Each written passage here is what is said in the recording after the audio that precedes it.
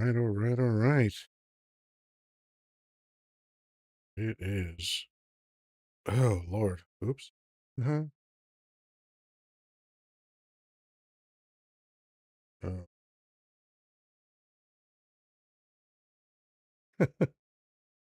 Gray Tiger, I'm not taking guests yet, but hopefully you'll hang around. Beth, hello.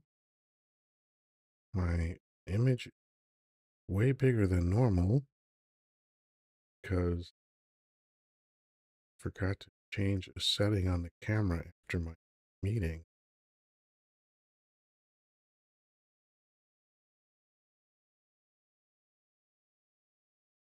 The worst thing, a little weird for this show. That's okay.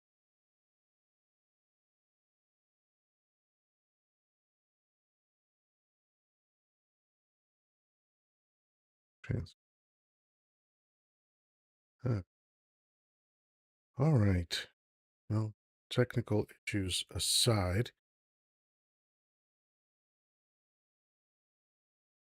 oops. Okay. Again,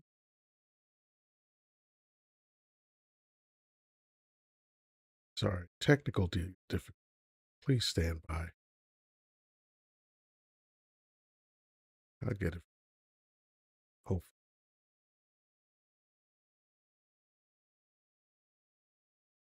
Da-da-da-da-da-da. Da-da-da-da-da-da. Do-do-do. Okay. All right. Hopefully that's Mr. Holland's opus. Oh, what? Well, I don't know what that means. What about Mr. Holland's opus? All right. Um. All right. People are coming in. Welcome to the show. This is Yoda Live. Uh, Today is still. I think it's Thursday. Yep, Thursday, November 20th, 2025, and we have stuff going on. A lot of wild stuff. I mean, actually, between this morning and this evening, stuff happened. Dump is apparently um, really, really upset that members of Congress, I think, dared tell soldiers to follow the law and refuse illegal orders. And Dump did the King George thing, which is like off with their heads.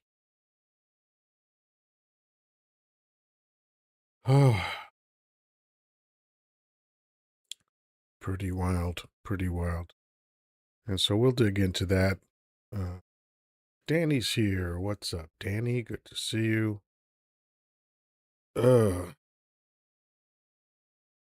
Giant on the screen today, but such is life. Um, so anybody coming in, of course, you want to go and get the Heart Me, the Daily Heart Me. It's where you want to start every live show. Just send the creator a Heart Me, you know, because that's what you got to do. And if it's not on top, if you don't see the Heart Me at the top of the screen, just go to the bottom row, click on the gift box, and look for the Heart Me. Not just any heart, because there's lots of hearts in one that's titled Heart Me. It's one TikTok coin, no big deal. It helps with the algorithm and all that good stuff. And now we can follow Danny's example and share the live. Just hold your finger gently on the screen, either nose or forehead, and your friends list will pop up. Next to each one of their names and each list that you either belong to or created, you will see the word send. just send. And what's great about those lists is that you could have up to 30 people on a list, but it only counts as one share. Isn't that great? So you can do that. Just click send until you can't do it anymore. I think it's like 40 or 50 people you can send it to. Get this party started. I had a song that I wanted to play. Yeah, queued up.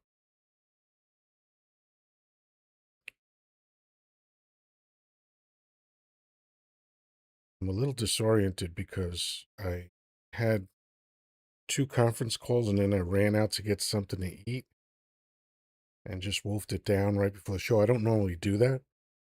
So I'm battling my digestive system. I guess that's a strange thing to say, but that's what it feels like. Um, all right. So we've got a few people here. Might be a quiet night. It was a quiet morning, but that was okay. We had a really good conversation about all sorts of stuff, especially music. But I've got a tune queued up. This is one of those tunes that it's one of my favorite songs ever. And I remember I fell in love with it the second I heard it. And as the years go on and I get older, there's something mystical about this song. And I know that it just sounds like a regular song, but the arrangement, the little details that they throw in with regard to the musicality of it, especially the keyboards, and the flourishes from the background singers, it just all adds up to be an amazing song. But this is just my opinion. You could tell me what you think.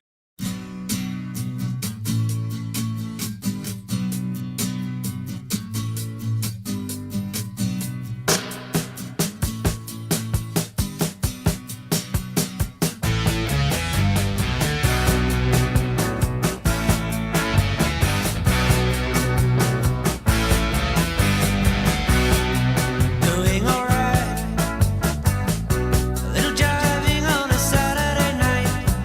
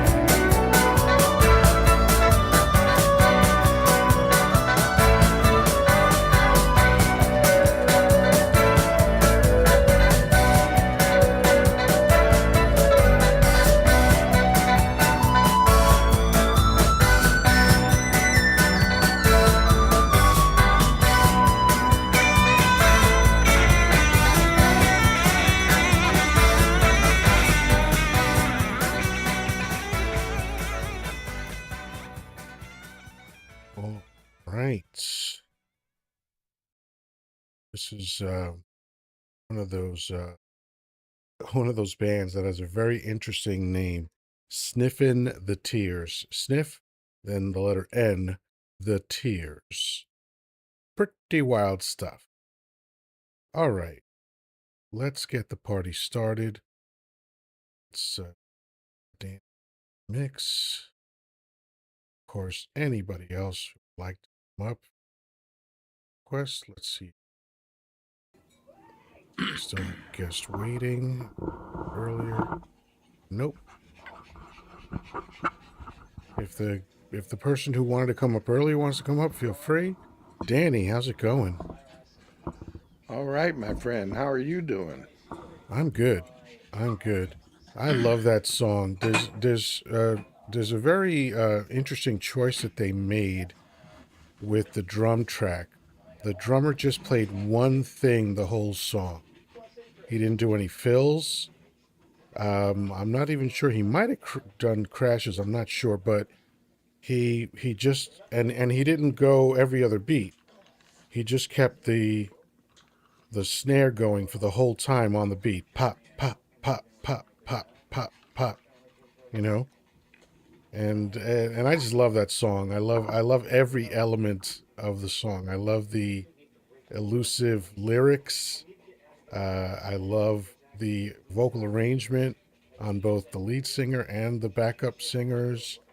I love the lead guitar and the rhythm guitar flourishes behind him. The bass was subtle, but it was nice. That song comes together for me in such a great way. Yeah, that was a Had great you tapping you song. must have heard that song before, Yes, and that was a great tapping song for you tappers out there. right? You could Yeah, have tapped real good to that song. yeah. So, hello, Beth. How you doing? I'm doing well.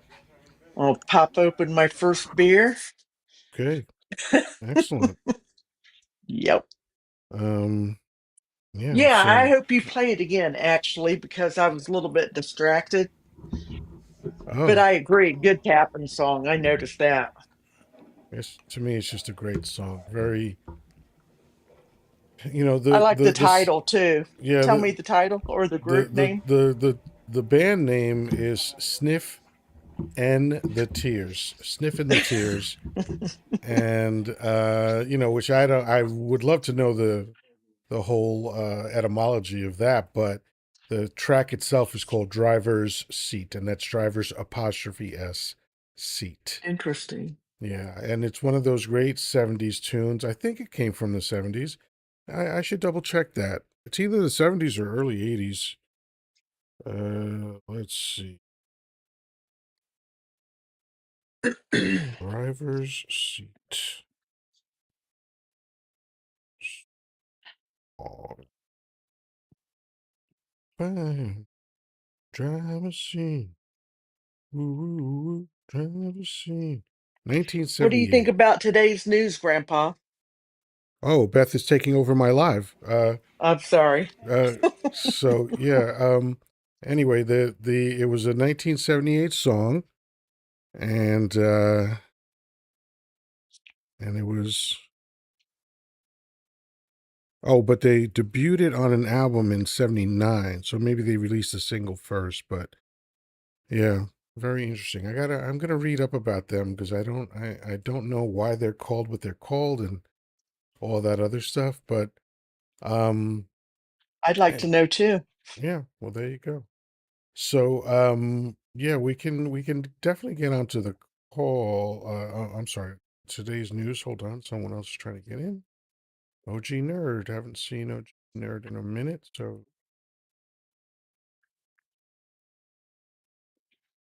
I OG, how haven't you been doing? totally immersed in it. Have you? H- OG, how you doing? I'm doing great. How are you? I'm good. I'm good. I'm a little bewildered by the news of the day because this between this morning and this evening, like the world changed. America just became a tiny bit worse than it was. because Donnie Dump decided to suggest essentially that people who encourage soldiers to follow the law should be executed. That's what he said. Yeah, I think that's maybe not just a tiny bit worse. I think that's uh, a good measure worse. Fair enough. So anyway, let me start with Danny. Danny, what do you think of that? Well, I did a video on that earlier. Not very long one Your because voice I is a little bit was. low. Can you get closer to the mic, or How's that? that's much better? Okay. I was sitting back in my chair, but I can lean forward a little bit. But anyway, I did a video on that earlier. Not very long, just a minute.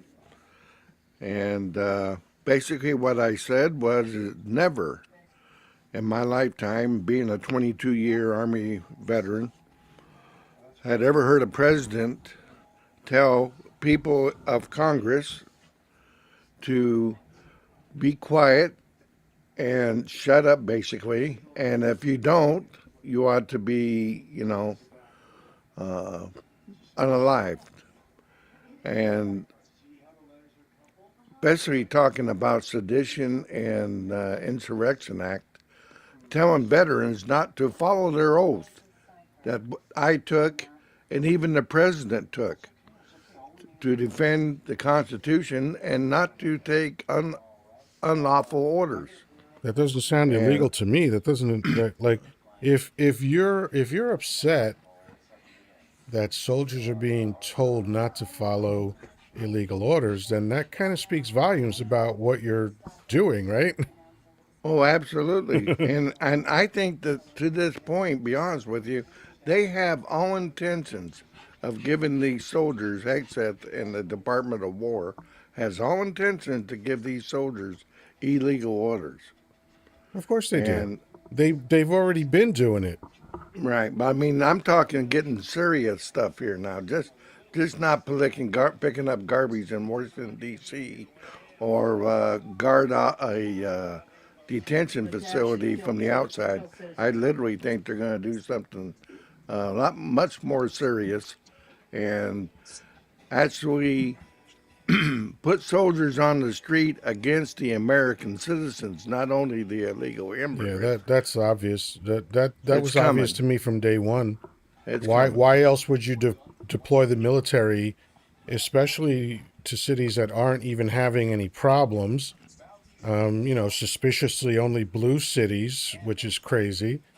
Yep, If Dump was really about law and order, then he wouldn't be doing 90% of the things that he's doing.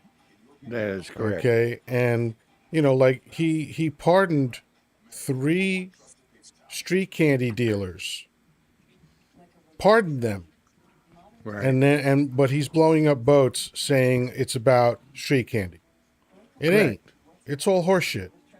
So Yep. Beth, what do you think about that? Well, I just wonder if it could just be more of a ploy. I'll be just crazy as I can be, and you can't put a crazy person in prison. Well, you can. You certainly can. Crazy people I wind up think in that prison that's all the his time. motive for everything. I think he knows he's beyond, so he's got Okay, but nothing to that would lose. suggest that he's doing these things just for the sake of doing them. But I don't adhere to that idea. You're giving him way too much credit. Hello, what's going on, Andy?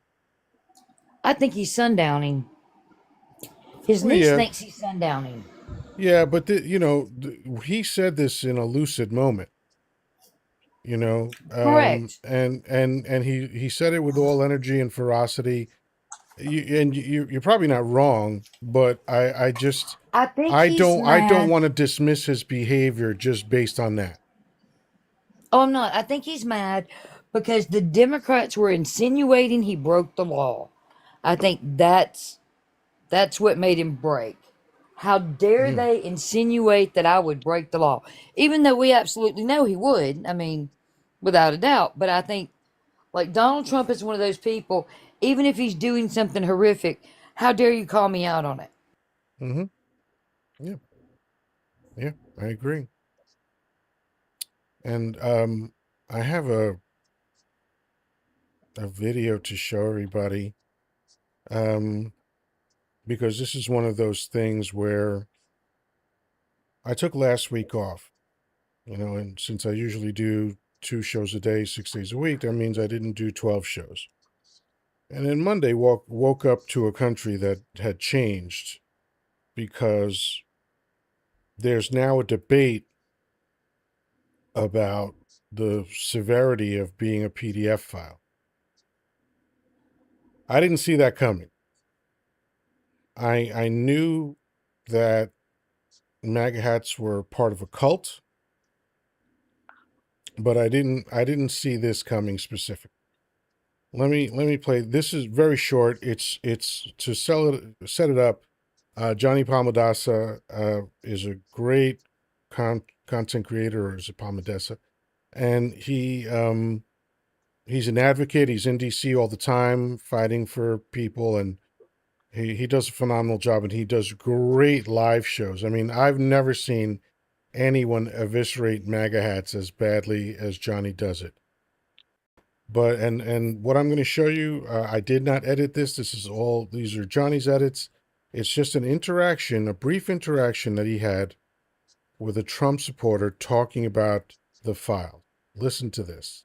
You're a Trump supporter, yes or no? Yes, I am. Can you say what you just said again? I said, I don't care if there's 100 14-year-old girls that come forward, not only implicate him, but is proven in a court of law. Let him be the president for all of us. Don't we want him to succeed? Well, except for the 14-year-old girls who were trafficked. You're saying ignore their stories. There are because it bigger may issues in the world. Then telling the stories of children who were trafficked and giving them their justice? Much bigger issues in the world.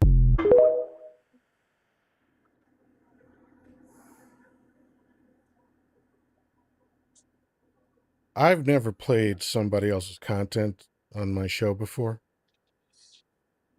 but I was genuinely perturbed by this video because this guy's not alone. I see an upswell of this kind of commentary going around.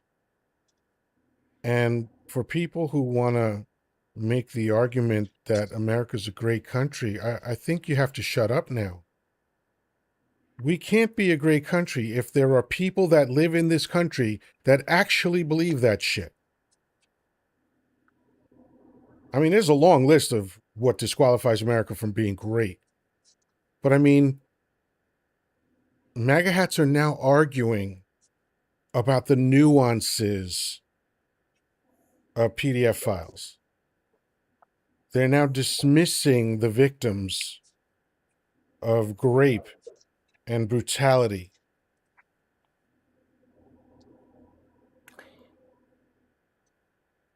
I always like to say I appreciate it when someone shows me who they are, but it's disturbing.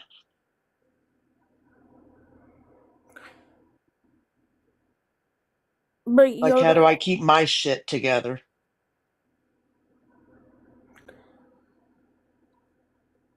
OG, you were going to say something? yeah, I was gonna say something. Dismissing survivors of SA has been going on for years. Yeah, forever. I get that. I get that. I And get how horrific it has been for women to go through this stuff. I've known, I was in one of the 12-step groups for 6 years, from 1987 to 1990. So I've met so many women who were victims of DV, of rape, and so I am fully aware of what that experience is like for them. Not just the original experience, but the re-victimization when they try to report it and hold someone accountable. America's been shitty about that forever. I've just never seen this. I've never seen people debating about PDF files. I always assumed, because there was no evidence to suggest otherwise, that everybody agreed that PDF files were the worst fucking human beings in the world. They don't. Not anymore. On the contrary, apparently They they're proud of it. They're defending it. So Yeah, admitting some it. jackass earlier made a comment like that, like proudly proclaiming that he voted for Dump. when I tried to, and I'll make it quick.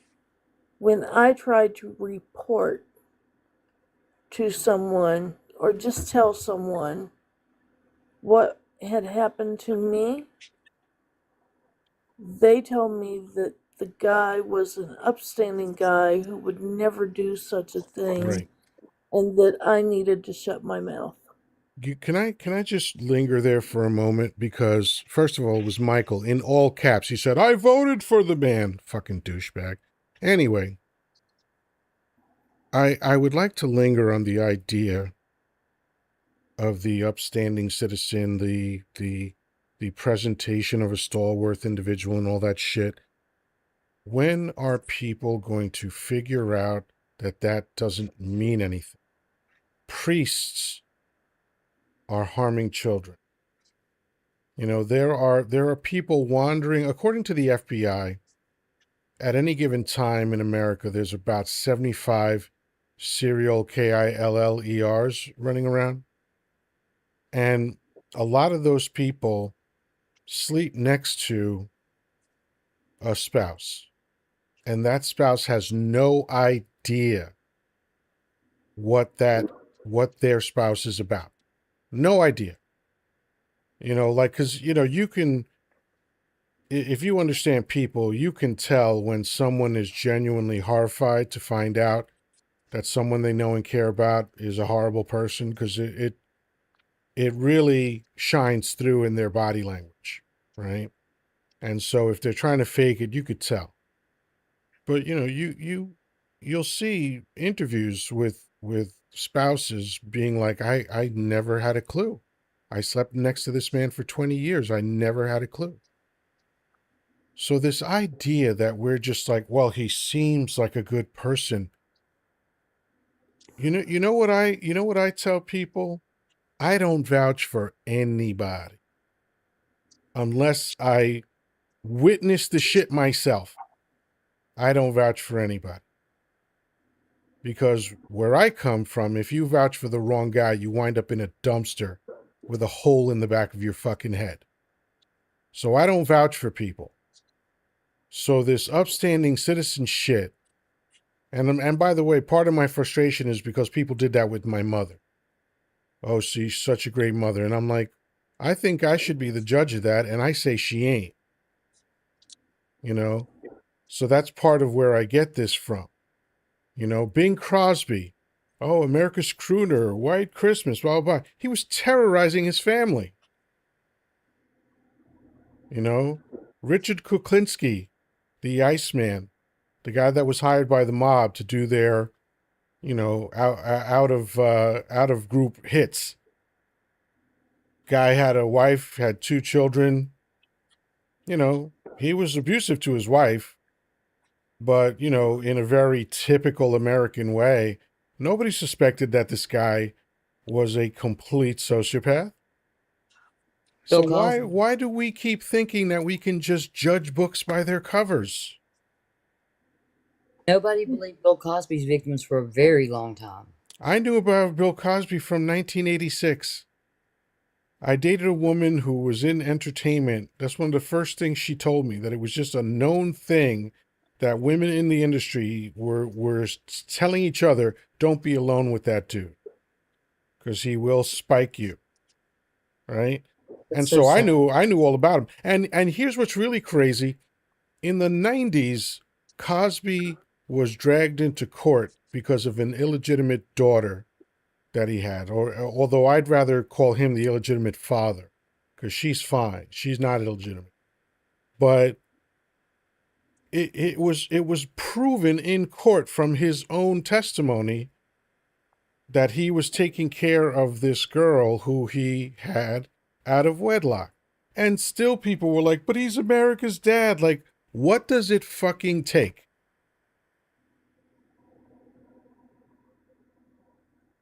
When I was young, I matured very, very quickly. In fifth grade, I went from being 4'11" to being 5'7" and having a D cup bra and looking very grown up for my age. The first shock came when my father's friends hit on me. Yep.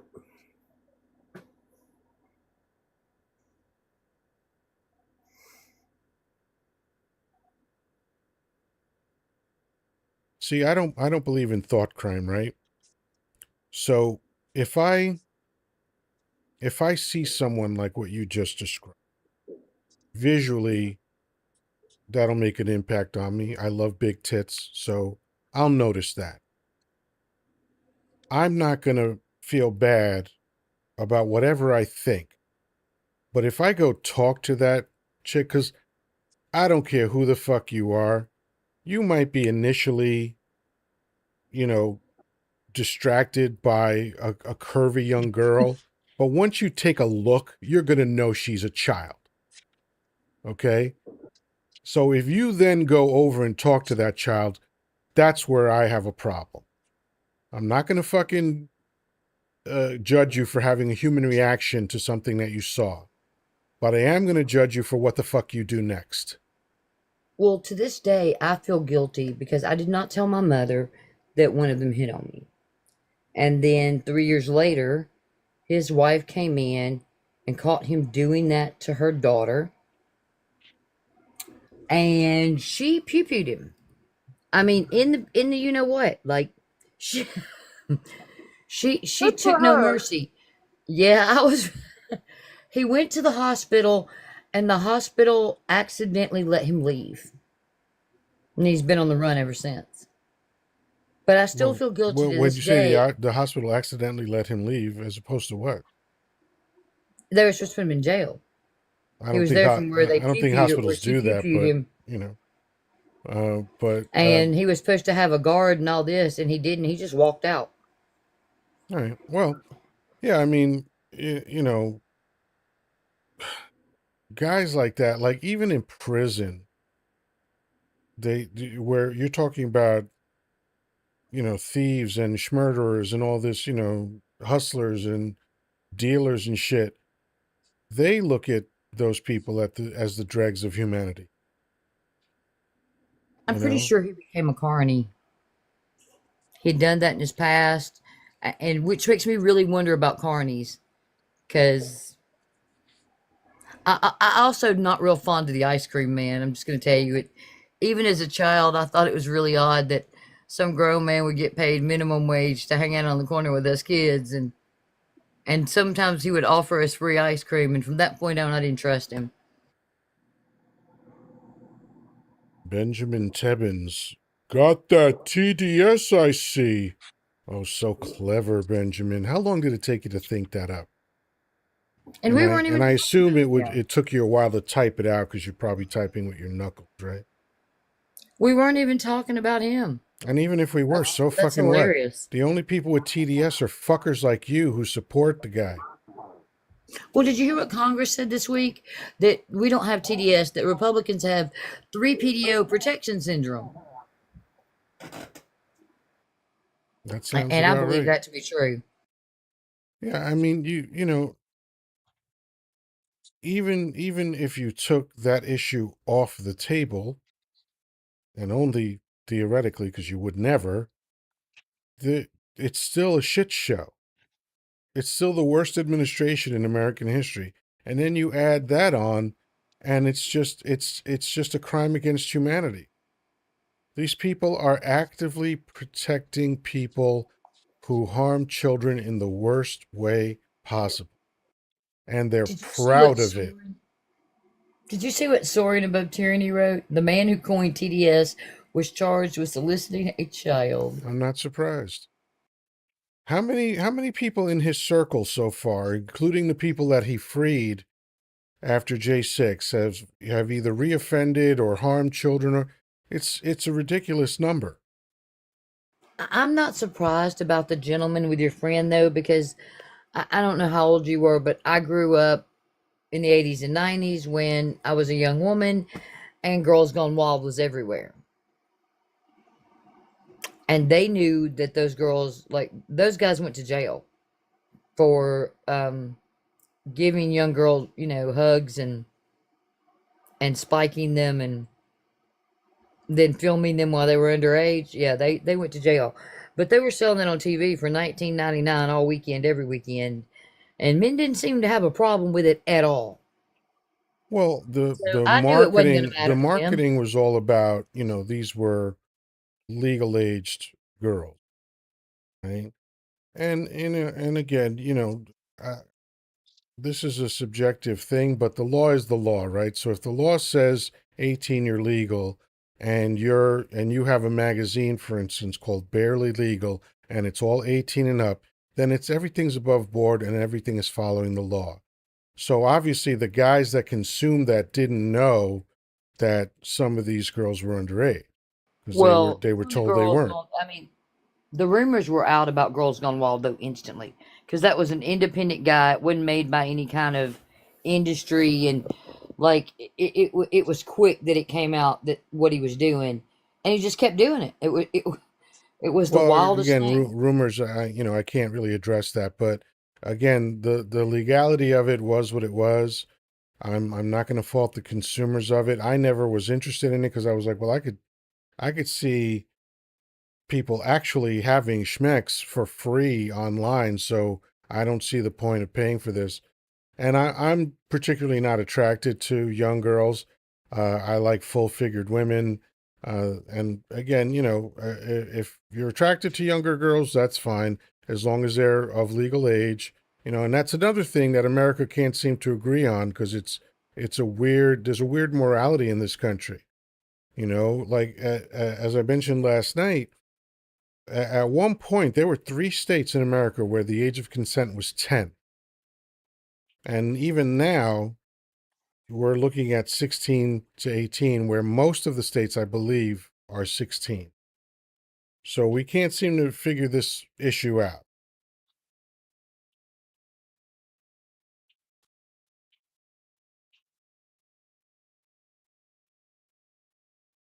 And the crowd is left in stunned Well, women's silence. worth seems to be like men have been saying some of the most atrocious things to us lately. Like, if you're not at home in the kitchen, you're not worth anything. When they found out that biologically I was not capable of having a baby, they told me I was worthless last week But because I that's the couldn't that's produce the another human. regressive shit that's been in America for as long as I can remember. It's this the I did a podcast with 5 other guys. They invited me on. I was a guest and just made some comments, and they liked me, so they made me a permanent part of the show. And we rolled weekly, and it was mostly about news and shit and politics. And um, at one point, they were talking about the Cosby thing, and this guy older than me, because actually all but one guy was older than me, and this guy is a college professor, right? Well known in the Chicago area. And he's like, there's no way Cosby did that. Those women were too ugly for him. And What? I'm like, are you stuck in 1954? What the fuck are you talking about? It's got nothing to do with attractiveness.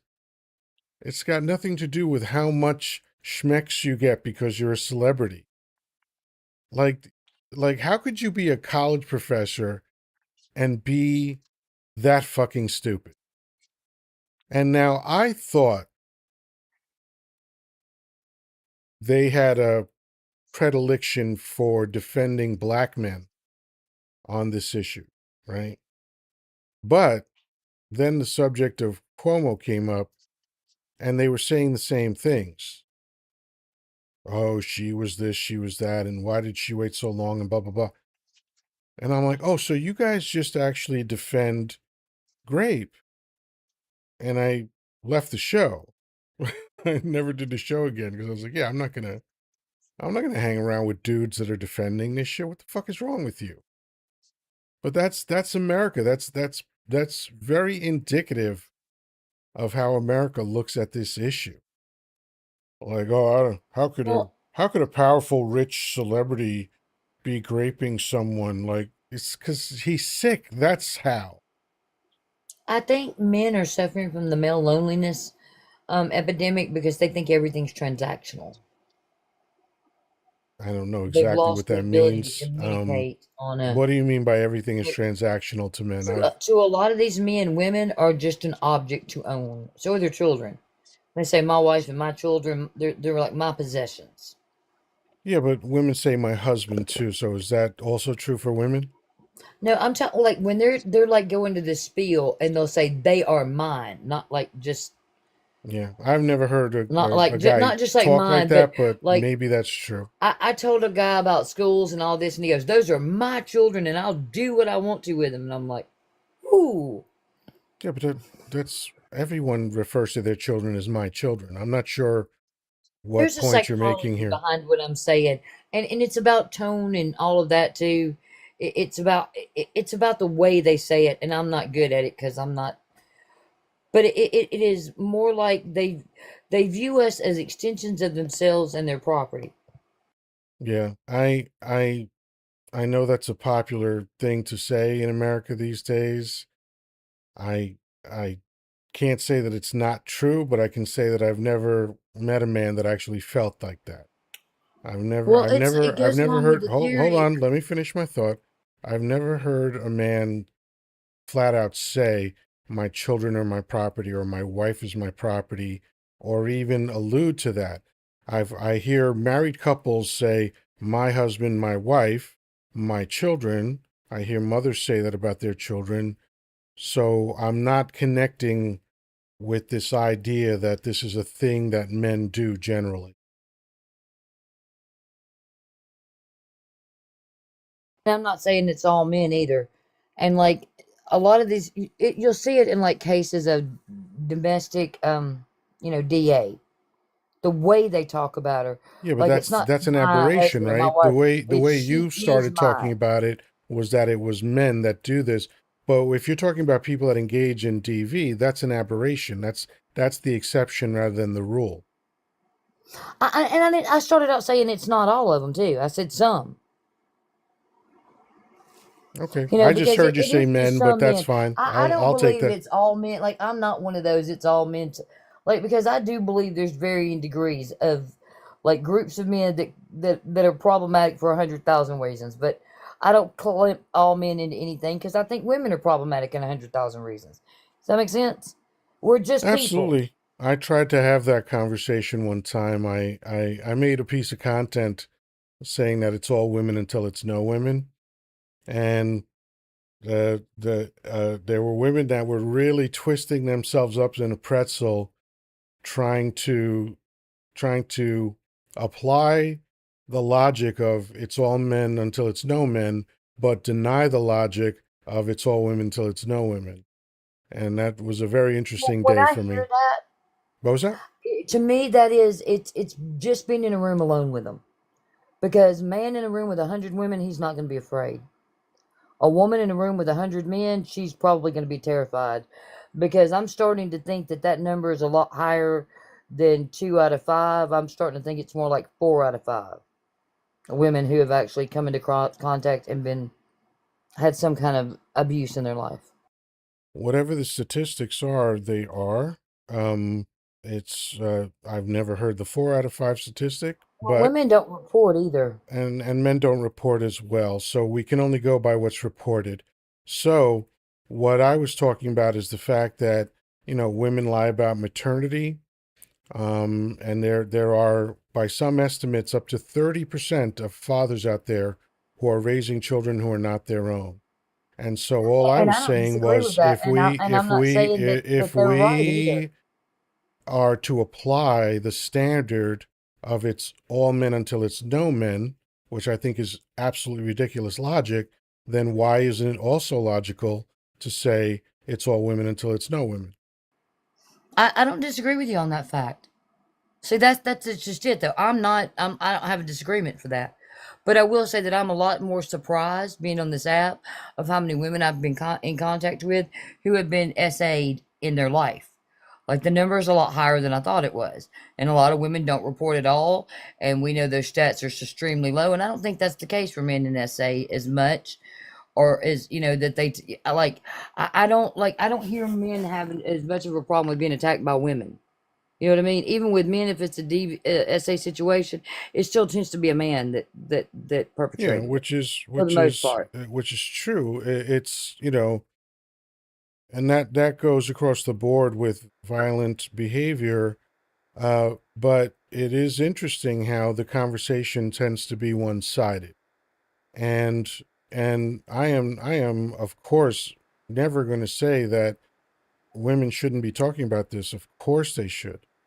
But I just would like the conversation to stop being so narrow-minded and one-sided. Well, men aren't Like under men attack, and I actually think are that's the victims issue of violence more than women are. But that part of the conversation by is other not men. had. Well, I would say that they're victims of violence by women too, but they don't report it because of um, pride, because of the role that we have taught men that they are supposed to um, be in this Yeah, but country. OG, last time I checked, their rights weren't under assault, and that's Hold why on, we're bitching. let OG finish her point, please.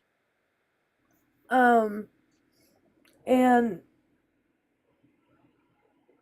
we have these strict gender roles that we have assigned people in this country. And when they feel pressured not to report, because if they report, they feel it makes them look weak. And the last thing that men want to do, I believe, is look weak. Um, and so I think that's why men underreport. Okay, Women OG, I got underreport. questions for you. Hold I'm on. No, gonna. again, I'm gonna. she's still talking, so let's let her finish her I'm thought, almost please. done. Women underreport because no one believes them. It's hard for they're either re-victimized by trying to prove that it happened, or they're re-victimized by the process itself. And so I don't think it's I don't think it should be a competition. I think it should be recognized that both men and women suffer from this kind of abuse. I Yep. hear you, but currently the manosphere is attacking women, and it's global, and it's grown by 20%. And because of the Andrew Tates in the world, and the Nick Fuenteses, and all the other, we have 70 men on Zoom calls talking about doing violence to women. That is unprecedented in this country. And that's what I was talking about, not all this other stuff. Because if we look, it is the manosphere that was part of the reason why Kamala Harris had a hard time winning. It was the misogyny that it brings, and it has amped the patriarch up from like a 6 to about a 9. Is that not true, OG? Um, I mean, yeah, I see a lot of misogyny, particularly on this app, um, from, I ain't even gonna call them gentlemen, from men that come up on the panel, and the first time that they get irked or you make a point that they can't refute, they call you a bitch. Um, I do see that. Um, That's how we have no worth, and tell us like it has gotten severely bad on here, but it's happened in other places. Because look at Donald Trump removed DEIA, and what was he trying to do? Get rid of brown people and women because that is the ultimate goal. That is why Pete Hegseth is going after the military. This is why we're talking about women. We're not trying to be unfair to men. It's just currently y'all aren't under attack. How did YT women vote in 2024? A large majority of them did vote for Donald Trump, but I went and looked into that, and a large Mm-hmm. majority of those women, 80%, were in the church. And I blame the church for a whole Okay, lot of this shit. what again? There's a certain insistence that you have on describing these problems as being exclusively male, and they're not. What you're saying is an oversimplification. It's not I didn't nuanced. say that it It's was, not. I said it was It's not. misogyny. It's not. And It's women not. suffer from It's internal not. misogyny It's too. not. It's not well researched, because if you research the things that you're talking about, you might discover some nuance in there. So might you. You need to look up the manosphere. How The about men going manosphere, the the other way? manosphere is something I'm very familiar with, but that does not represent men. That's a small segment of society.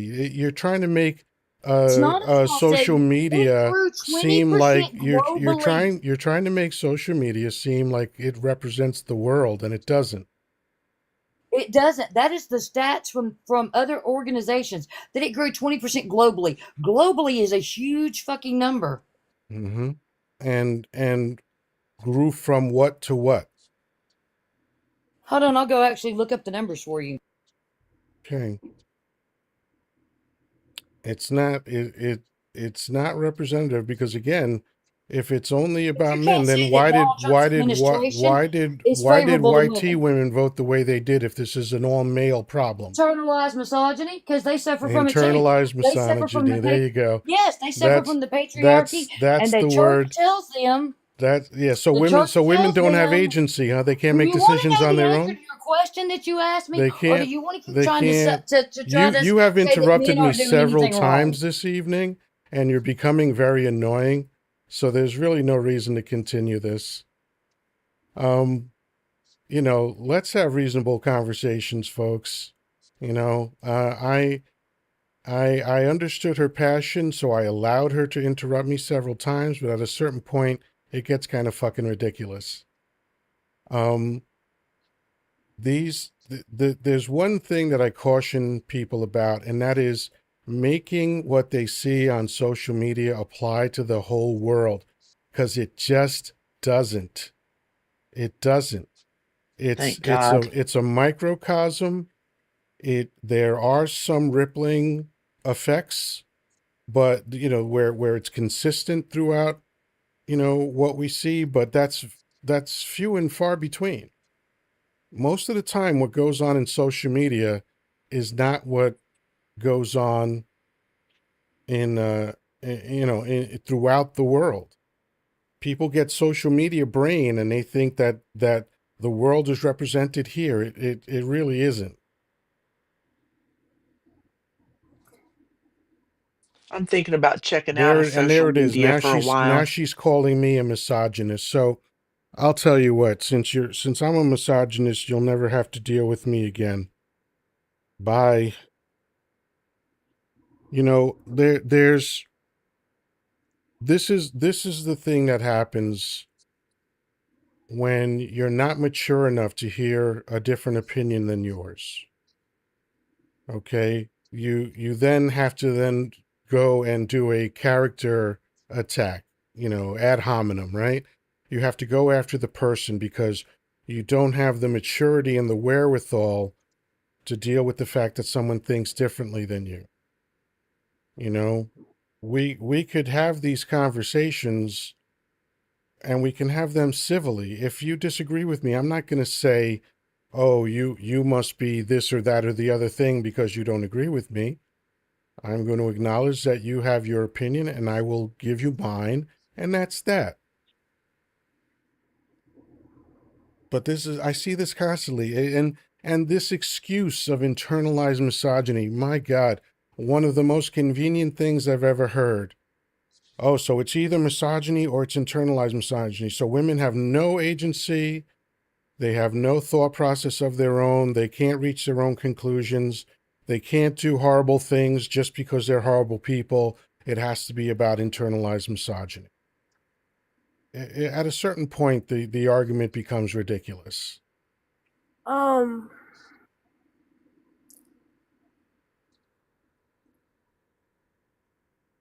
I see internalized misogyny as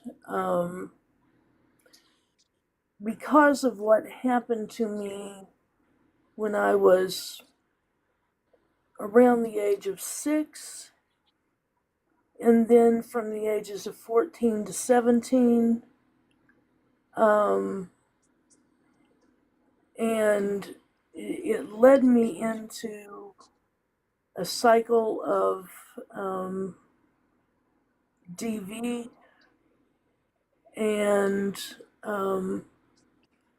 not being able to find my voice. Um,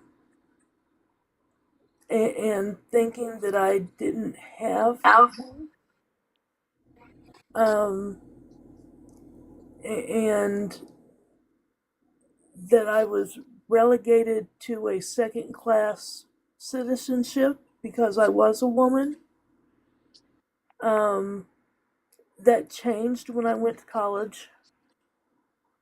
Um, but it's always still with you. You have to fight it. Um, it's a difficult uh, it's a difficult thing to, and plus it's kind of ingrained in you, even through other things with your upbringing. I'm speaking as a woman. Uh, you're supposed to cook. You're supposed to clean. You're supposed to do the laundry. You're supposed to, go to the grocery store and get the groceries, and and it's internalized to that degree. Can I make a confession? Before you do, let me welcome Giovanni. How you doing? I'm fine. I'm from Boston. Great. What's Uh, on your mind? I well, I'm a professor here in Boston. I'm in my 70s. I voted for Kamala Harris.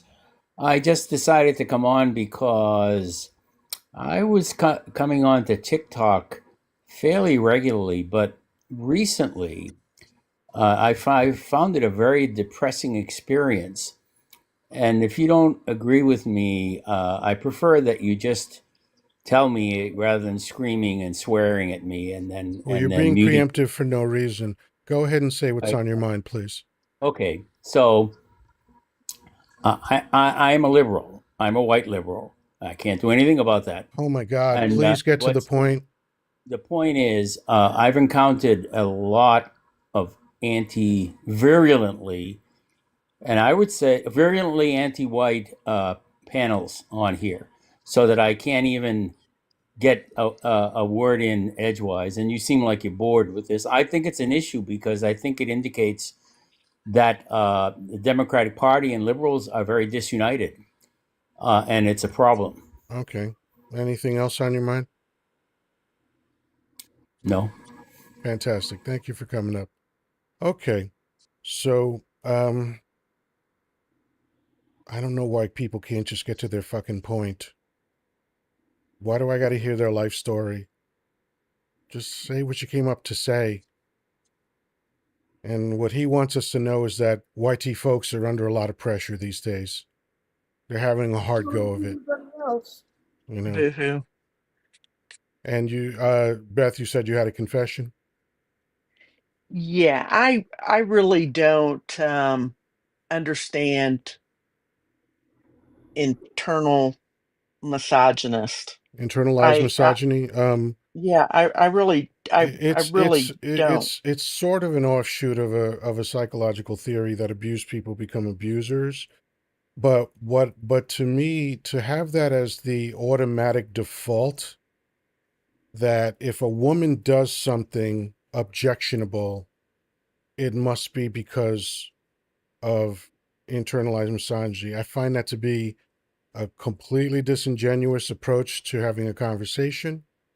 I find it to be an absurd thing because that's like when you hear people saying, "Oh, uh, the last five boyfriends I've had have all been narcissists." Right? First of all, it takes someone in the therapeutic community to examine someone and determine whether they're a narcissist or not. There are 9 criteria in the GSM-5, the DSM-5 rather, for diagnosing a narcissist, and you have to have 5 out of the 9, and you have to have be a professionally trained person to interview someone and determine whether they're a narcissist. So, because people hear a new word, they run around using it as though they know what the fuck they're talking about. And Well, if it statistically, happened five narcissists times, I might want to look in the mirror. only make up 6% of the population. So to say, oh, my last 5 boyfriends were narcissists, well, you either have the worst luck in the world or you don't know what the fuck you're talking about. So I'm not denying the idea that internal misogyny might exist as a psychological thing. But we can't just throw this out as if it's an automatic default whenever I bring up a fact about something bad that women do, because that's a cop out. The internalized misogyny is only assigned to women, right? I believe You don't so. ever hear about it with men. Yeah, no, it wouldn't make sense because we're supposed to Yeah, be it's all just fucking misogynists. misogyny. And I find it more offensive coming from a woman than I would coming from you. I mean, of course, I'd stop following you, Yoda, if you did it. Yeah. But it's honestly a lot more offensive to me coming from a woman. And it is common. Well, But I I don't would find see it it as offensive a coming from anyone who's not qualified to make that determination. Like if someone is going to assess me as a human being, I get that we all have opinions, but there are 2 types of opinions as far as I'm concerned. There's an uninformed opinion and there's an informed opinion. So if you're not trained to assess people and understand psychology and, you know, devoted yourself to learning psychology, then your diagnosis of me doesn't mean anything. If you tell me I'm an asshole, okay, I get that you think I'm an asshole. That's fine. That doesn't make it true, but that's fine that you think that.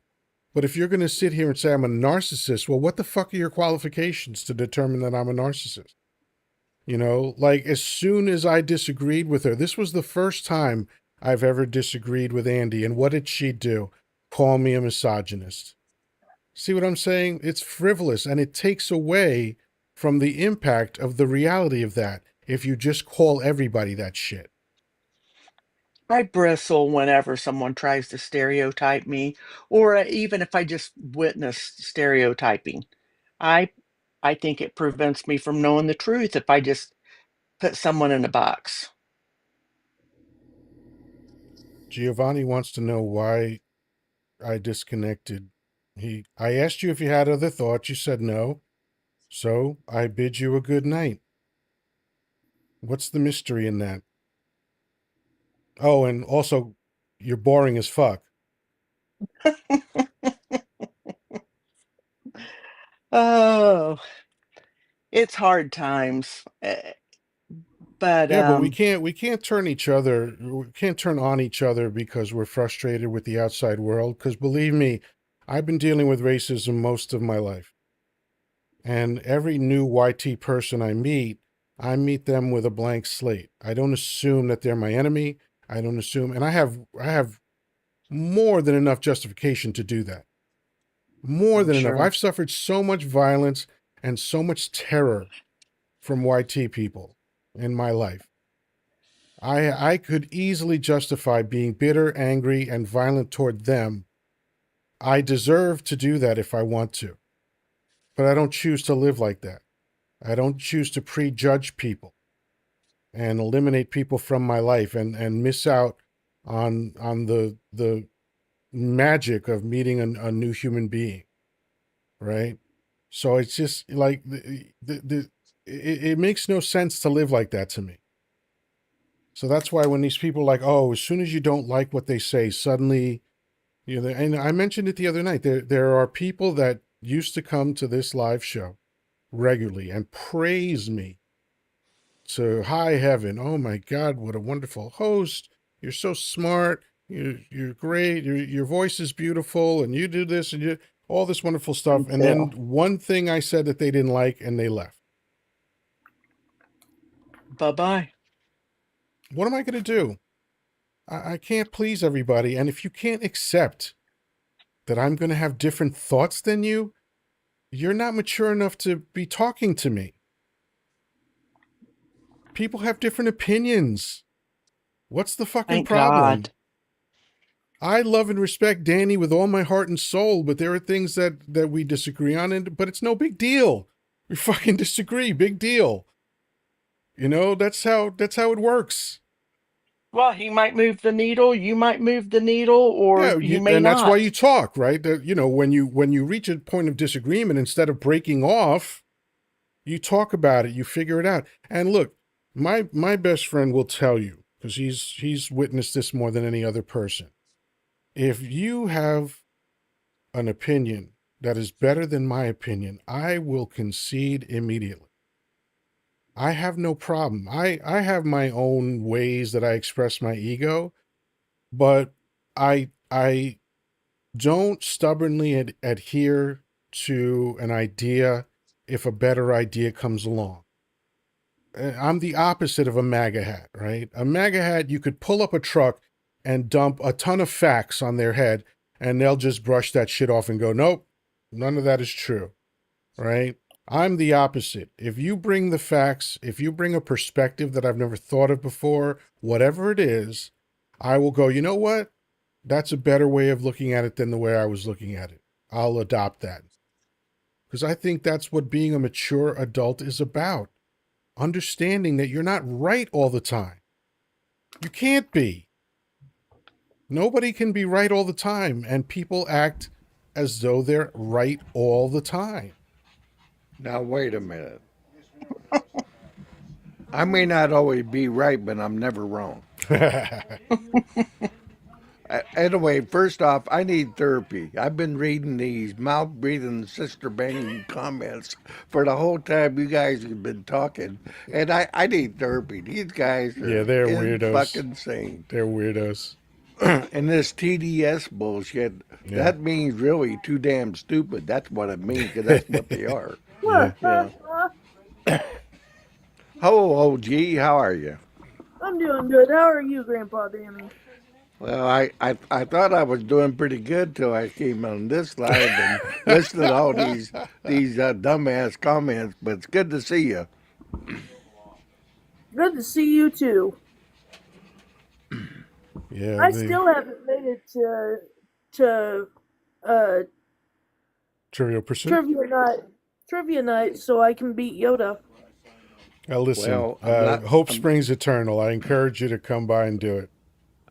Oh, I'm trivia not was gonna. my thing. I was on the In the Know team in high school. That's fantastic. Well, I'm You not know. going to be doing it tomorrow because I got other plans. But Saturday at 3 p.m. Pacific time, you can come to Trivial Pursuit. I'm going to do it Saturday. Yeah. And and listen, here's what I really believe.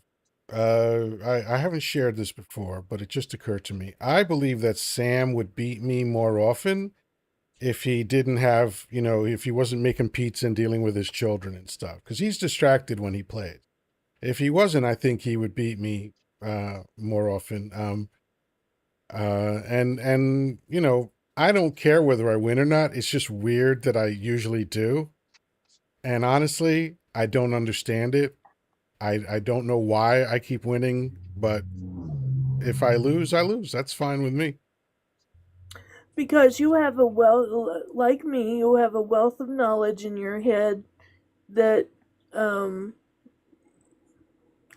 that just kind of sticks there. Yeah, I know there's stuff rattling around in here. I just don't know what it is.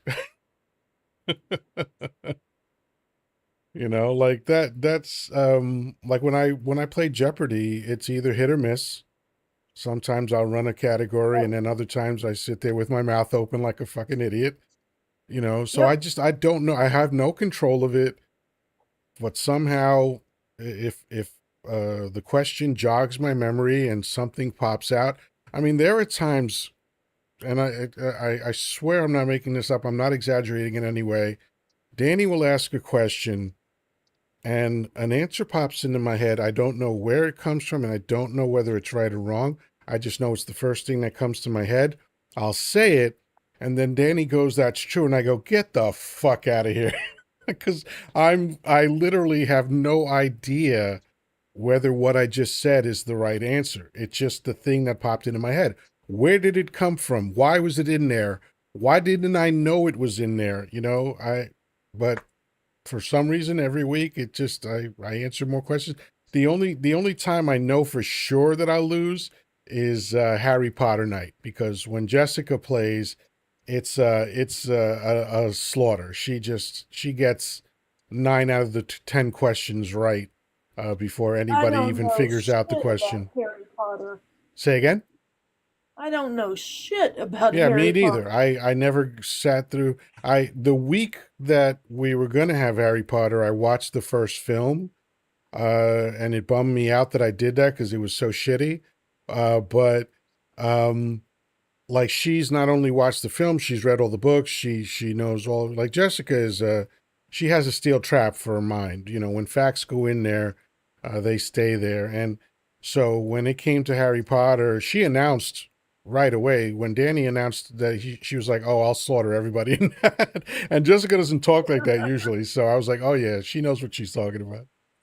And she was. I mean, she had the highest score ever of any game. What was it, in the 70s? I think she scored, Danny. Oh, more than that. She Yeah, had the highest score of any trivia of game. any It was game. almost Yeah, 150 points when yeah, it it was was all crazy. over with. But I That's will have why to I give you never credit, play. though. I will have to give Yoda credit, though. He did watch that first movie, and because he watched the first movie, he got 2 of the questions right. Yeah, yeah. I think I don't know. I probably had like a score of like 10 or something for that game, and it was only because I watched the film that week. Because and I was surprised that I got that much. But like last week, I was was it last week? No, the week before. Last week, I think I played from the chat. The You week did. before, I was really surprised that I won. I didn't see that coming, especially since Sam and I were very close for a long time, and I was like, "Oh, Sam might win this one," and then somehow I just eked out the victory.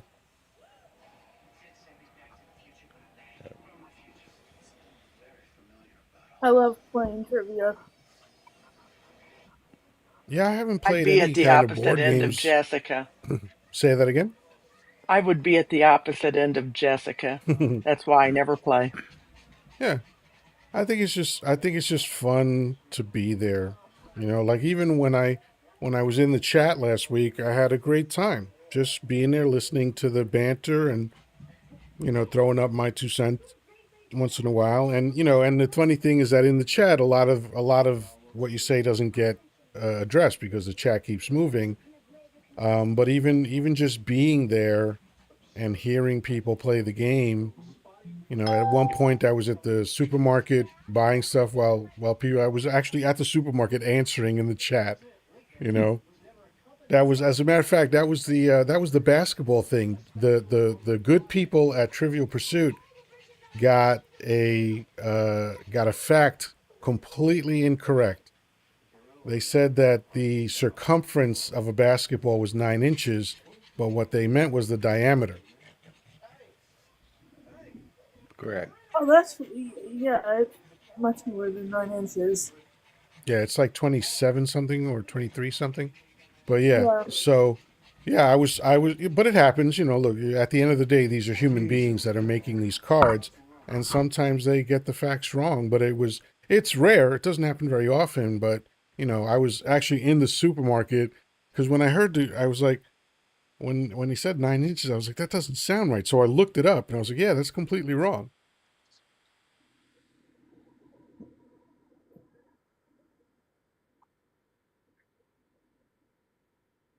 And they also got a Mae West quote incorrect.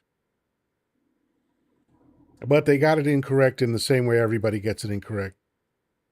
Uh, the quote is, "Why don't you come up and see me sometime?" Right? Time. Everybody's heard that quote. That's not what she says in the film. In the film, she says, "Why don't you come up sometime and see me?" Which Why is don't you much more come up? lascivious. See me, big boy. Yeah, yeah, she was great. Some people asserted that she might have been a man. That shit pisses me off. Why? They said the same thing about Michelle. Well, that was different. I mean, I don't Oh, know. I wasn't there at it's the time, so offensive. I don't know if it was mean spirited the way it was with Michelle. I think it was because she was such a big woman, you No, know. I had some bitch actually trying to say, get me to crotch watch. Check, look, you can tell. Like, bitch, please.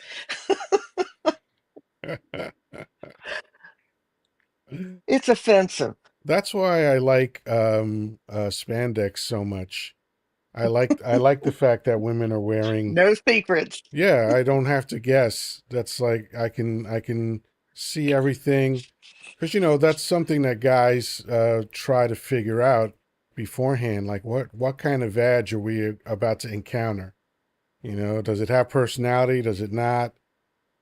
Is there stuff hanging? Whatever. And when you wear that stuff, it's like, oh, there it is. We can see everything. Good.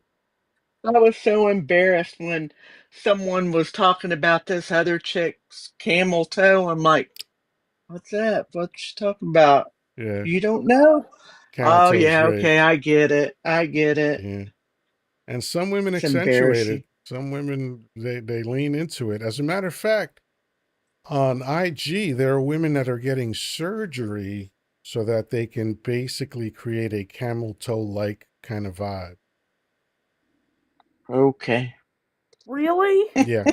I listen, I If you I I don't don't have a understand why setup, women do anything to change or enhance their looks. Way before any of this stuff, we were banging you.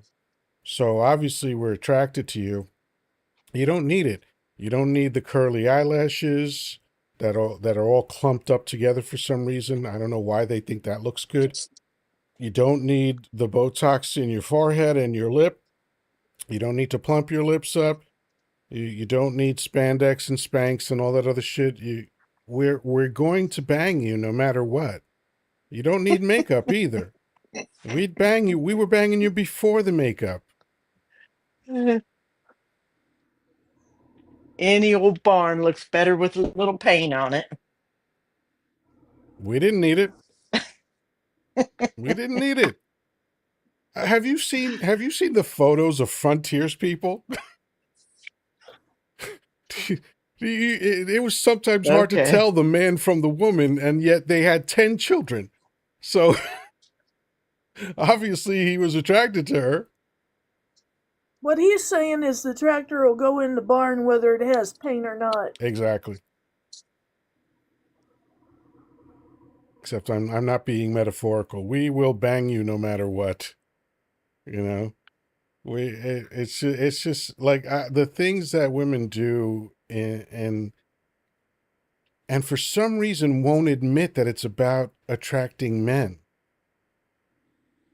I don't get that. Really? You went through all that surgery? Like, I mean, look at IG. I don't know if you've been on IG recently, but if you look at the women on IG that like that's their job to be on IG, right? The stuff that they've done to their bodies. I don't think it looks good personally, but whatever, that's a subjective thing. But it's like you're going to tell me that you did $50,000 worth of surgery not to attract men? Really? Can I give To you a freeze different your face. perspective? Say that again, OG? Can I give you a different perspective? Feel free. Um, I went to a women's conference and took some heat because I was wearing makeup. Um, it was a feminine conference and Feminine or feminist? feminist Gotcha. conference, and I explained to my professor as we were going home. For me, the idea of wearing makeup is more about me asserting my uh, bodily choices than it is about trying to attract men, because I came out of a relationship where um, my abuser didn't want me to wear makeup. And so for me, it was me asserting myself versus trying to attract men.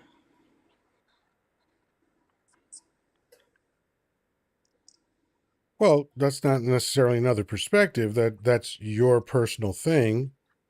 But, you know, I hear women say things a lot, being that I'm online a lot. And again, I don't assume that this is the world at large, but I do hear an overwhelming number of women saying things like, I don't put on makeup for men, I put it on for myself. I don't know why, like men have no problem admitting, like, yeah, almost everything we do is about getting laid. Like, I don't know why women can't just accept that. Is it because in general women's schmexuality is frowned upon and judged in American society? Maybe that's what it is. I don't know, but it just seems like it's so obvious. Of course, you're trying to attract me. Why? And maybe for you, makeup specifically is not that thing, but I think Well, I for a will lot of flirt women it my is. I mean, ass that's off. that's how makeup started. I mean, I will flirt my ass off. I freely admit that. But as far as the makeup thing, it just has a different connotation for me. Yeah, makes sense.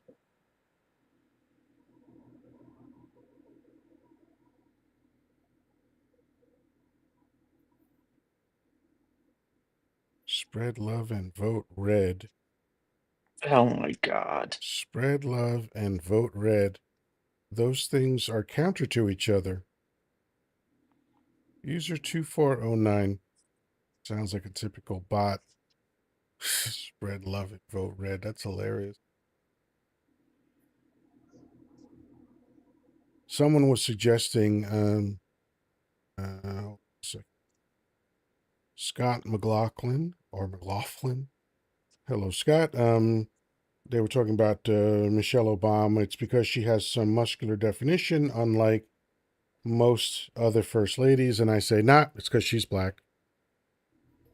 They were talking shit about Michelle Obama simply because they hated to see a black woman where they thought only white women should be. They got mad at Michelle Obama for wanting children to be healthier. They got mad at Michelle Obama because she exposed her arms, just Yeah, like Jackie O did, by the way. of course. Same thing with the tan suits. Several presidents wore tan suits. Reagan did. Reagan, I think it was either MacArthur or one of those others. Carter did. A bunch of them did. It was typical there was nothing unusual. They were just so desperate to condemn this man. They got mad at him because he wanted mustard on his hamburger. Like, who gives a fuck? Well, what do you get on your hamburger when you go to McDonald's? Ketchup and mustard. I mean, Who cares? You I might be one know, of those right? people that say, hold the ketchup. You might be some of those people that take that hamburger and smash it on your ass. I don't give a fuck. Ooh, ooh. It's just the outrage that people have in this country over bullshit, man. I I mean, think like, it's all about a white backlash. of course it is. It's all that All of the is. people that were mad about the civil rights movement are the people that were really mad when a black man became president. That's all that was about. There's nothing deep. It's just fucking pure, simple American racism.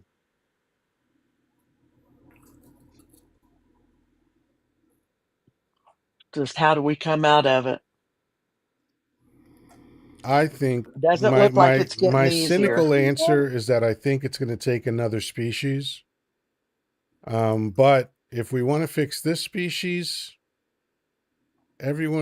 people just have to think differently. People have to stop being angry at everybody, stop believing that people are different from them. The big benefit, I had two big benefits in my life. Number one was being raised in Washington Heights, New York City, where you just saw everyone. You saw everyone from everywhere there. And then I lived in Elmhurst, Queens. After that, same thing. My block looked like the United Nations, right?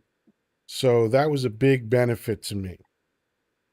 And the other one was being in sales from 1984, because I met everyone. I mean, as I've said before, in my phone book right now, there's over 4,000 contacts. And it's because I've met, and that's not all the people I've met, that's just the people that I put in my phone book. So I've met thousands and thousands and thousands of people from all over the world. And the simple and most obvious conclusion to reach from that experience is that everybody's the same. Mm-hmm. You if you what do people normally talk about as being different? They say culture, right? Oh, we have different cultures. Most of that is based on the topography of where you live, right? Oh, we like this kind of food. Yeah, because that's the kind of food that's around you, you know? Or oh, we like this kind of music. Okay, everybody likes music. Everybody likes food. Everybody likes music. Well, my culture is really into family. Oh, really, Sparky? You love your family? How unique. Everybody loves their fucking family, Yeah, right. right? So really, when I've heard so many people try to explain to me how unique their culture is. Now, are there different practices in different cultures? Of course there are. There are some cultural practices that seem insane to me, but that's just a distinction that culture made based on whatever fucking experiences were going on around them. Africans came up with bungee jumping because of that was the thing that they did because there's trees and shit around them all the time. You know, um, the rituals around bungee jumping, fucking nuts as far as I'm concerned. These Me too. motherfuckers were measuring out bungee cords by sight. And the goal Mm-mm. was when you jump down, the goal was that the bungee cord gets taut, and then when you start your bounce back up, your head just grazes the ground. Do you know how precise you have to be in measuring that fucking bungee cord in order to do that? And it's like, but that's a thing that they do. Okay, so that's an interesting cultural practice. But other than that, you bleed red, you have to eat every day, you have to breathe in oxygen like I do. You love your children just the way I love my family. None of it's different. Most of the shit is like superficial differences. Oh, I have melanin in my skin and you don't. All right. So fucking what? That's literally the most superficial thing about us is our skin. And like people trip out about that shit. Oh, savages. Da. So, what's American culture? If There's no someone such asked thing. me that, There's no such thing. exactly. Yeah. And by the way, that's not an insult. There can't be an American culture because there's so many cultures here. So what there is an American sensibility, the capitalistic hustle culture. But aside from that, there's no coherent and cohesive culture in America. Well, I would naively maybe try to scramble and go to the preamble of our Constitution and, oh, maybe the Statue of Liberty, but Aren't there that's just an several statues of ideal. That's liberty? not it. No, I don't seriously. I know, thought are there there? were I thought there were several of them. Well, what does the Statue of Liberty say? Bring us your poor. It's that Your the tyrants. poem of Colossus is actually beautiful. Bet Bring it's us not a true representative of us, so. Well, it's definitely sending out the wrong message. For today's purpose.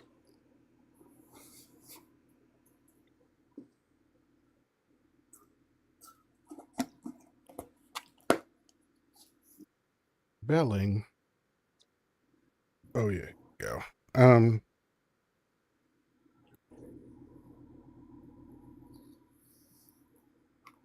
Okay, so there are hundreds of replicas of the Statue of Liberty around the world, with at least 12 notable ones in France alone.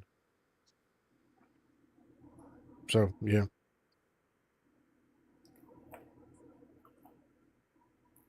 But yeah, I mean, there there are some things about America that are interesting. Like America's the only country that has freedom of speech enshrined in law. That's interesting. The concept of due process, although we don't have it anymore, while we had it, it was pretty interesting. Right. But someone saying hot dogs and beer, two German things. Yes, that's very American. uh, but yeah, I mean, to me, there's no culture. There's no American culture. There are people in America, and it's as a culture, it's very fragmented. But that's just how people tend to be. Like the idea of assimilation is really utilitarian, right? It's just a strategy for reducing the friction of your life in a new culture, right? So when you go to another country, in order to ease your pathway into that country, you do your best to assimilate. But it's not like a thing that people um, really believe in. It's not an ethic. It's just a strategy. That's why most people say, hey, outside this house, you do XYZ, but when you're in this house, you're going to speak our language. We're going to adhere to our culture. That's what most families do in America. Of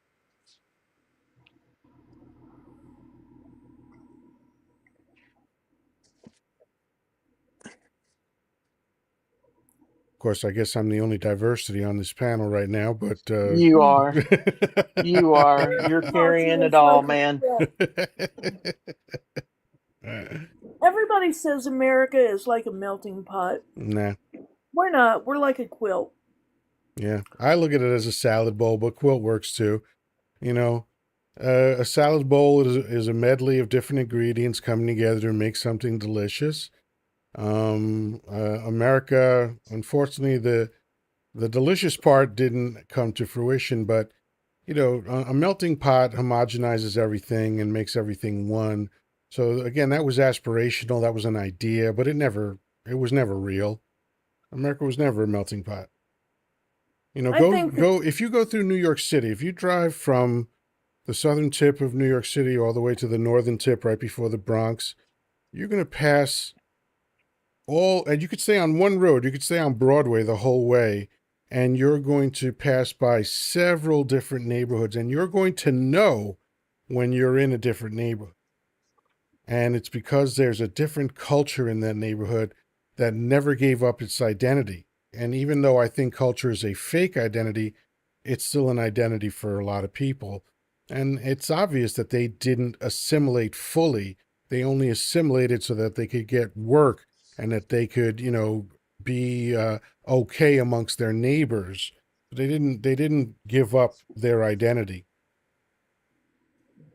Right.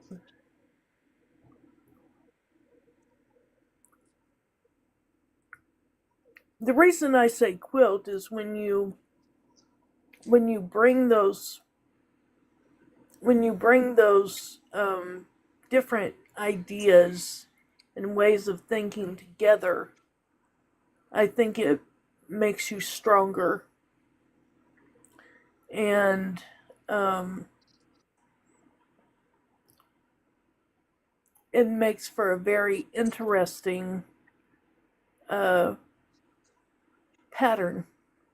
Yeah, but look at the resistance to that exists in America, I know. right? Like, the people.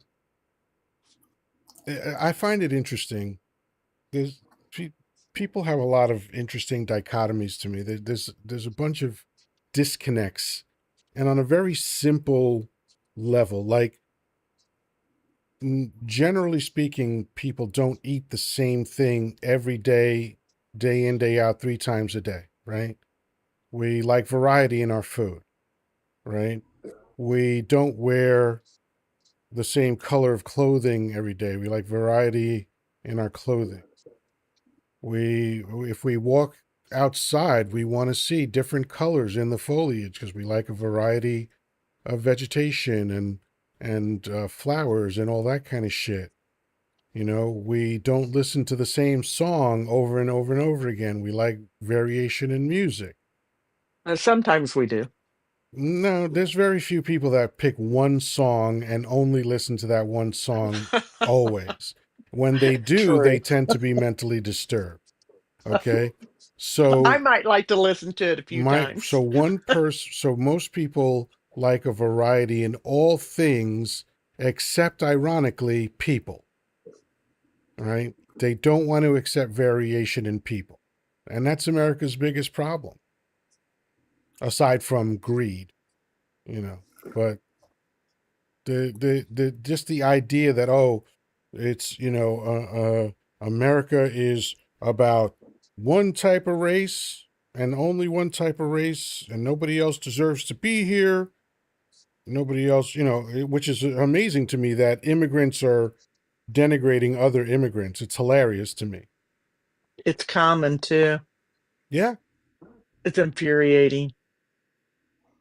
I think I made headway one time with one friend, my pedicurist boyfriend that passed about a year ago, and they're from Argentina.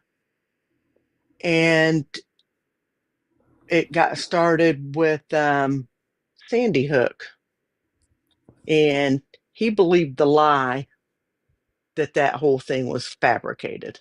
Oh, the Alex Jones conspiracy. Yep. And it bothered me so much. And I let him tell me some of his conspiracy theories. And I told him once, I said, "You're the only person on this planet whose conspiracy theories I'll listen to." And so I did a little bit. But I ended it with um, the same people that are saying that's fake and that didn't happen are the same people that hate blacks and are the same people that hate you. And it did seem to have an impact. He told me, well, he was going to step back and rethink some things. The irony of Alex Jones is that he gets a lot of shit right, but when he gets it wrong, he gets it really wrong. Like he was talking about the island and the files 10 years before it was on anybody's radar. 10 years at least. And he's talked about a lot of conspiracies that were true, but unfortunately, he lost his mind with the Sandy Hook thing, and Any ultimately paid the loss. price for it. But he's still on the air. He's still making money, but he also owes a tremendous amount of money. What they get him for $1 billion, I think. Yeah. But that's something else that bothers me about this time that we're in is because I know someone that's deep into QAnon, and the batshit crazy things that she was saying to me in 22, 23, actually now they're really happening. And it just makes me think, well, they're this administration is taking things out of the QAnon playbook. 2025 is about the QAnon playbook. She was saying, oh, the military's in charge. She did have one thing wrong. Biden is commander in chief, or Trump is commander in chief. And this was during Biden's term. But the military's in charge. The Yeah. military is in Well, charge. this has been building for a long time. I've been talking about this for 40 years. I've been saying, yeah, America is just as susceptible to becoming a dictatorship as any country ever has been. And I used to hear the same thing all the time. Oh, that can't happen here. That can't happen. And I'd say, why? What? Why? Like, but this is the propaganda. People think of American exceptionalism as like a literal real thing. It isn't. There's almost nothing exceptional about America. It's just another country with people that live in it.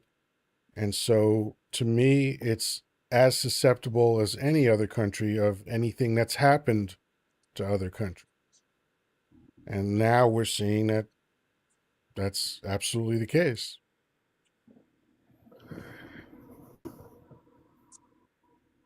Danny's quieter than me. Is he even still here? I'm Oh, guessing he I'm is. here. Yeah. I'm still looking for therapy. I'm I'm scrolling to still get me looking a for counselor. therapy. But no, I have to agree with Yoda that I first see this coming years ago, right before I retired from the army in '91. That we were so acceptable and moving that direction toward dictatorship, especially when George W. Bush came into office, uh, and right after 9/11, which was a terrible thing, but to go after a country had nothing to do with it. That told me right there when this country allowed that to happen and didn't hold him accountable, him and Dick Cheney, we were screwed from right then on from that point. Yeah. And that Yeah. was that was shades of things to come. I mean, Yep. he was doing the same shit. I mean, two illegal wars, just making shit up. Oh, weapons of mass destruction. I mean, I felt so bad for Colin Powell because I didn't know the man. I have no idea whether this is true or not, but it really seemed like he got lied to severely because this motherfucker was in a hearing, not like in the 60s when Kennedy was talking about the Russian armaments in Cuba, and like they sent reconnaissance planes on very dangerous missions because they had to fly low during daytime hours so that they could get the best photos. So these pilots risked their lives for this information, and those were the photos that Kennedy was showing to prove what he was talking about. They handed Colin Powell fucking hand-drawn illustrations of WMDs, and he had to sit there like a fucking idiot, oh yeah, this is what we think it looks like, and somehow that, since everyone was in Middle Eastern fervor, they were just like, yeah, let's go get them. Like, hey, I have a controversial question for everybody. What evidence was ever presented that Osama bin Laden was involved with 9/11? None None that that I I saw. know. None. They just said it. Um, They just said it. That's And right. again, I'm not here saying that there was no evidence. I'm here saying I didn't see any. I heard, because remember, Osama was their guy, right? There are Yeah, he used to photos of work for the Rumsfeld shaking CIA. hands with him during the 1980 conflict that they had with the Russians when America went over Right. and helped train Osama's dudes. But Well, as he it's was a happened in the past, the relationship soured, especially after we pulled out and left them to fend for themselves. Then Osama was like, "Well, fuck America," right? And then when this rolled around, suddenly it's like, "Oh yeah, he's the guy that did it." Okay, but yet nobody can ever tell me what evidence was presented. There was that one video where they claimed that the bearded guy talking was Osama bin Laden, and literally every Middle Eastern expert around the world said that wasn't him, right. right? So they literally had nothing. It was just like, yeah, that's we're gonna blame this on him. And what's weird was, if I remember correctly, 14 of the 17 pilots were from where? Saudi Arabia. Saudi Arabia. Did we Yep. attack them? Nope. Kind of weird, don't you think? I thought so. Plus, on top of that, Osama bin Laden, during that period of time you were talking about when he was shaking hands with Rumsfeld and all them, he was a CIA asset Yeah, for the United States. yeah. So he knew all That's the why ins we and had outs. all that surveillance on him, right? Correct. Is when he was working for us. Yes. Yeah, all that surveillance and yet no evidence that he was involved. Nope. None whatsoever. And of course, then we go into Iraq because they said they had weapons of mass destruction, which they did not have. They never found one evidence evidence that that was true to be true in Iraq after we took over Iraq. There wasn't nothing. But Rumsfeld had god darn Powell so convinced that he literally lied for the American government for them to go into WAR. Why do these MAGA hat idiots think that saying Democrats are on the list is going to mean anything to us? Okay, Good if there's PR. Democrats on the list, lock them up. That's right. There. I have no problem with Why that. can't you guys say that? Why do you guys, instead of saying lock everybody up, you go, well, there's Democrats on the list. We're not playing team, man. No, We're not when it we comes to are we are pedos. team humanity.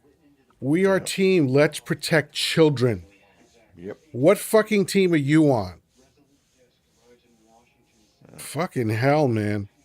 When it comes to So those type of stupid. people, they can all go to hell and burn there too, as far as I care. I don't care what political party that they're in or ethnicity or what. But that isn't that so revealing? All they're doing is projecting. They're telling us that they care about sides so much that they can't even acknowledge what's going on, the reality of children being harmed. It's all about, oh, the list is all about Democrats. It puts them in the same category in my mind as the actual perpetrators. I mean, that's pretty Yeah, bad, right? yep, your baby. I agree that there are no political parties in child rape, but please don't type in all caps. But yes, I thought before last week, I really, and it's hard to disappoint me about America because I've always been disappointed in America. But I thought honestly that there was no controversy about this subject.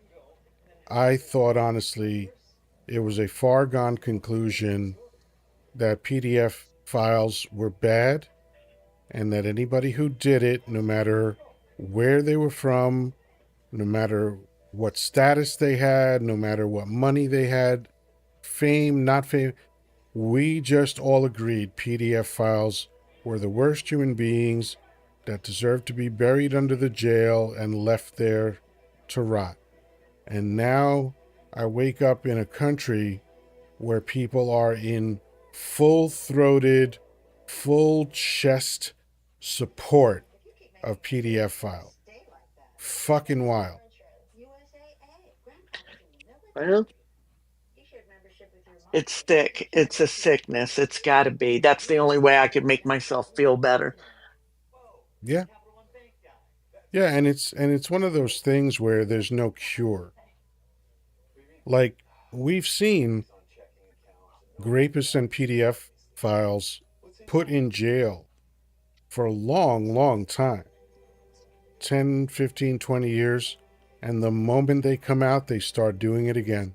They literally never reform. They're just broken human beings. You know, supposedly, you know, there's this chemical castration thing. I don't know the full extent of that, but that seems, from what I understand, irreversible. So I don't think that's a good solution. But Me neither. just put them in jail, no chance of parole, and if evidence comes out to exonerate them, then you can set them free. But if you get convicted of being a PDF file, life in jail, no parole. It's over. You don't No belong freedom on the ever. planet. You really don't. I just don't believe in capital punishment at all. I think that's one of the most twisted and unfortunate aspects of American society. And when I say capital punishment, I mean the state whacking people. If, Yeah. if you harm one of my family, yes, capital punishment will be implemented, but I don't want my rage to be codified into law. All right? I'm with you 100%. Because if you make a mistake, you can't reverse it. And the fact They that do make America still mistakes a has it, lot. of course, hundreds of times. Hundreds of times. And you'd think after the first one, if America was truly a compassionate society, a just society, the first time that an innocent person was put to capital punishment, they would have said, stop everything. We cannot continue to do this until we figure this out. And since the legal system is comprised of human beings, it will never be perfect. And if you understand it will never be perfect, then it makes no sense for a permanent solution like ending someone's life legally. What you do is, if you feel that their crime is severe enough, is put them in jail for the rest of their life. And if they are exonerated, you can then reverse the mistake and set them free. Why is that such a fucking hard thing for And even Americans to pay them grasp? for wrongly doing that to them. If we're Fine. the richest country in the world, go Fine. ahead. Yes, and Agreed. I'm totally serious about it. No, I am too. If- Compensate them for their time, 100%. But at least you and have mean the it. Be option to sorry. do that if you put them in jail for life. If you end their life, there's no option to fix it. I know people that maintain their innocence throughout. And look, the unfortunate thing is that an innocent man and a guilty man professes his innocence the same way, right? So that in and of itself is not suitable. But if real evidence comes out that, hey, we fucked up, like in the case of the Central Park Five, they caught the guy that did it, and so the five were exonerated. That's how that works. Yeah, and and they then were what compensated. happened? Then they were compensated financially, and then Donnie Dumb said, "I still think they're guilty Yep. Oh my because God. he's a He was gigantic wrong. asshole." Yep. Oh, worse than that. But look at it. He's a pedo. I've been saying something about him for a long time because I noticed this during his 2016 campaigning. He has a bloodlust to him. He loves violence, partly because he's a punk, right? He's never been in a fight. He's weak physically, especially now that he's much older and taking shit care of himself. He's a weak person, mind, body, and spirit, weak across the board. But he loves to speak in violent rhetoric. I mean, what he said about the boats just the other day was like, since a reporter asked him, like, since we haven't declared WAR on these countries, then isn't, what we're doing problematic? And the guy's like, look, we're just going to KILL anyone that we think is doing something wrong. We're not going to arrest them. We're just going to KILL them. That's a sickness. And unfortunately, a lot of Americans believe that. That's how they look at They're sick things. too. Yeah. How'd they get so sick? You know, I think it had to do a lot to me. And you're going to say, no, it's way before, but 2020, something happened. People were too isolated and they were already sick. I think it's a more fundamental thing because it's not an American phenomenon. This is a worldwide thing. Yeah. Um, when you manufacture something, right? The more you manufacture, the more you increase the likelihood of producing a lemon. And we manufacture millions of humans every year, and some of them are lemons.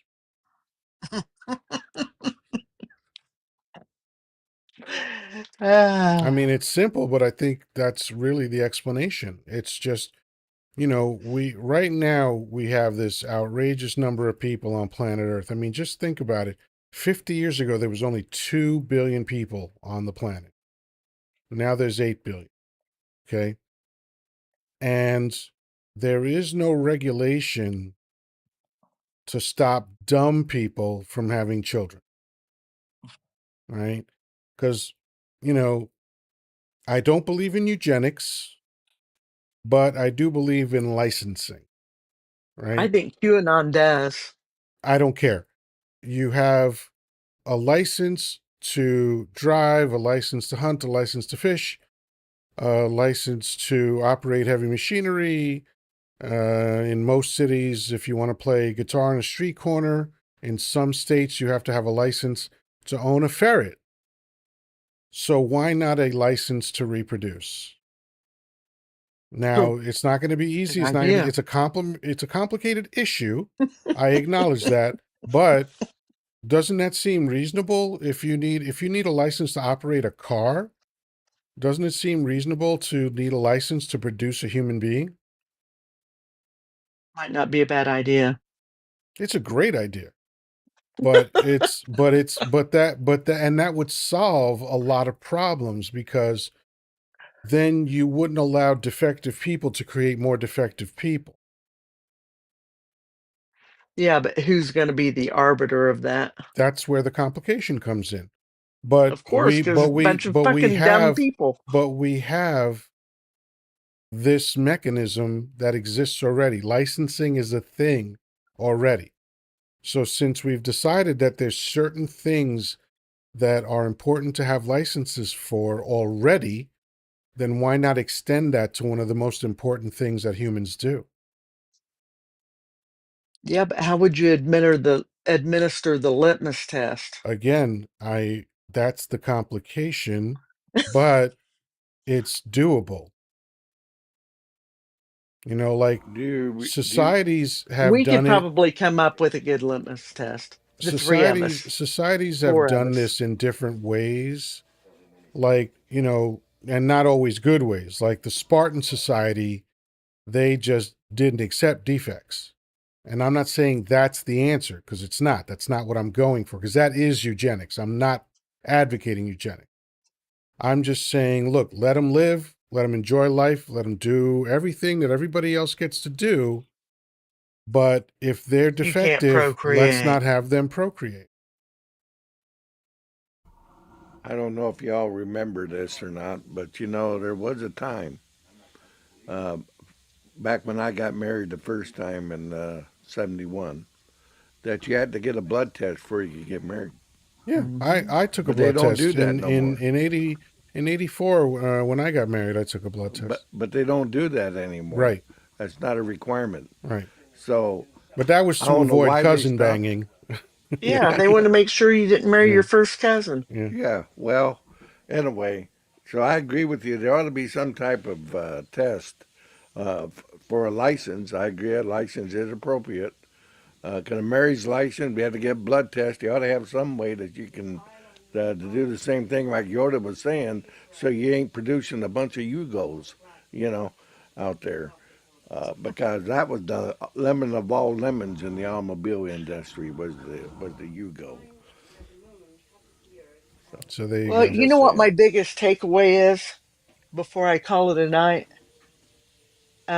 There are just a lot of fucking lemons. What'd you do? Run out of beer?